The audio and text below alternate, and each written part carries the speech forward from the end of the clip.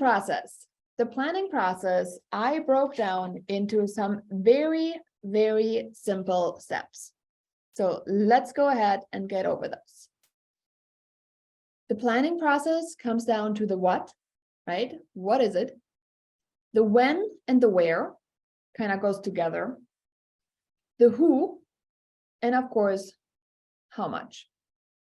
So taking these 5 pillars, we'll go through them step by step by step. So you see where in the planning process are you when it comes to your event. And if you have your workbook, you find a correlation to this sheet right here. The planning process and the worksheet really correspond well. The what, the when and the where, the who, and the last one, how much. So first one, the what. You already heard people say, when it comes to the what, what's important is that you are in alignment with it. You need to like it, right? Like wine night for Heather. She's like, yeah, I figured why not? I really liked it.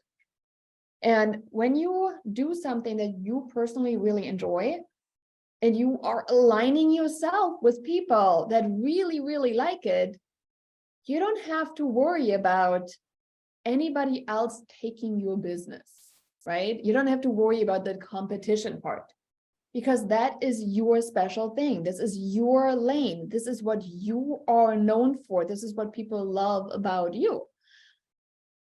That is the first one when it comes to the what. What event are you going to host? And I'm going to give you a bunch of ideas today and tomorrow. But you need to be excited about it. You need to say, oh my gosh, this sounds amazing. This is something that I want to do tomorrow. If you align with it, this is where the magic happens. The next one on that list, I want you to consider the season. I've already hinted on it. Not all events are great for all seasons, right? Example, we're going to talk about Pictures with Santa. Well, the season is kind of important when it comes to Pictures with Santa. We're also going to talk about the Easter event. Again, seasonality, right? So think about the season, think about when does it align, when is it going to fit the best? What's the best event to have? Right now, the goal is just to have you have one signature event. The progression of this is to start having up to 4, one event a quarter, that you can align with. Because this is a great way for you to continue to be in front of people without consistently saying, hey, who do you know that's looking to buy or sell? So that's the season. And then the last one is the stage of life. Now, the stage of life is not just for you, but also for your client. Example, my stage of life is I'm mom. I got 2 kids. There's always something going on. It's always busy. That is my stage of life right now. Now, if I look at people that I want to invite for events, I would probably say, hey, what event is going to be good for families with kids, right? So bourbon night might be great for the parents, but not if they don't know what to do with the kids. So you really need to make sure it aligns with the stage of life. Another example, the gardening. If you are really into gardening, and we're actually talking about a plant exchange later on, you're really into gardening and you have, that as a passion, it's yourself one, and you also have the time for it. Maybe you're retired and you really enjoy tending to your garden. You're going to be aligning with people that are in a similar stage of life. They love to garden. They have the time to garden, maybe rather than an evening one because they don't go out at night that much. They don't like to drive in the dark, whatever it is. You're going to have an 11 a.m. garden club meeting. Really think about the stage of life when it comes to your planning process. The next one, the when and the where, that's an easy one. When will this take place and where will this take place? I gave you a couple ideas in the last couple of videos that talked about the when, right? Well, we just talked about the when actually, evening, daytime. Also, make sure you stay off major holidays. Easter, for example, I'm not having my Easter event on Easter weekend. I'm having it the weekend before because people have plans over Easter, right? So really making sure you're aware of holidays, you're aware of what else is going on in the area that might be larger. And then the where. Are you going to have it in front of your own house? Again, that's where I started oftentimes with my events. Are you going to go to a local park? Are you going to go ahead and have it at a clubhouse? Are you going to go ahead and rent a space that is around your area? Remember, the more hyper local you keep it, the better. That is the when and the where. Next up, the attendees and the sponsors. Who is going to be there? Attendees, again, I gave you an entire list in your resource section. Let me find it. The event list, who to invite.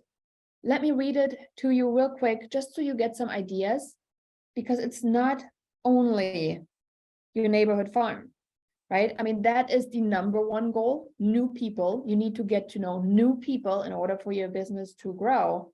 But at the same time, we're also looking at your top referral sources. That might be your vendor partners, that might be your friends, that might be your family, past clients. Let them bring a friend.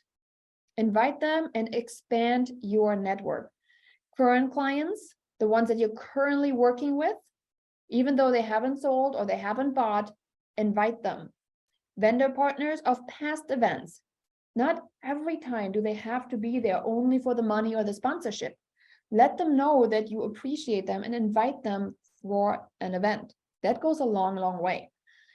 Strategic partners for future business opportunities, vendor partners, agent recruits, BNI affiliates. So if you're looking to partner with somebody down the road, invite them to the event and say, hey, yeah, here's an example of an event. By the way, if you ever want to be involved, I would love to, connect.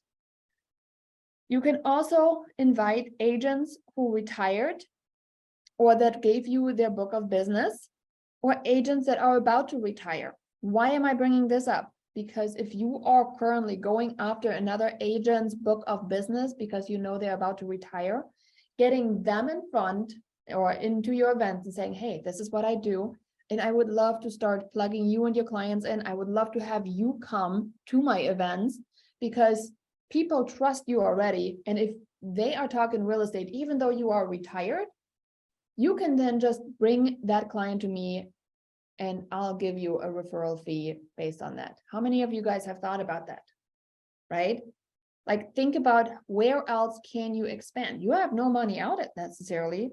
You're just going to continue nurturing things along. If you have a niche, right? I already mentioned earlier today, I was born and raised in Germany. So I am part of a German club. I'm also part of book club. Are those people that you can invite to the event to continue that relationship at scale? Now, obviously, if you have a larger event, you can totally extend that to your entire database. I'm very hesitant on doing that in most of my cases because I always have one goal when it comes to the events, which is expand my email list of new hyper-local people that I can then categorize into my buckets and start building a relationship with. So the who, attendees, and sponsors, and directly linked to that is obviously also the how much, right? So when you think about the who are you inviting, look at the list, who's on your list. And then also, if you do have sponsors, what's the sponsorship look like? What do they get for sponsorship? What is allowed for sponsorship? How much is the total cost? What can it be divided at? Remember when I said planning process is about 33%, this is why. You really are going into detail in a really specific way on the what, the when and the where, the who, and the how much.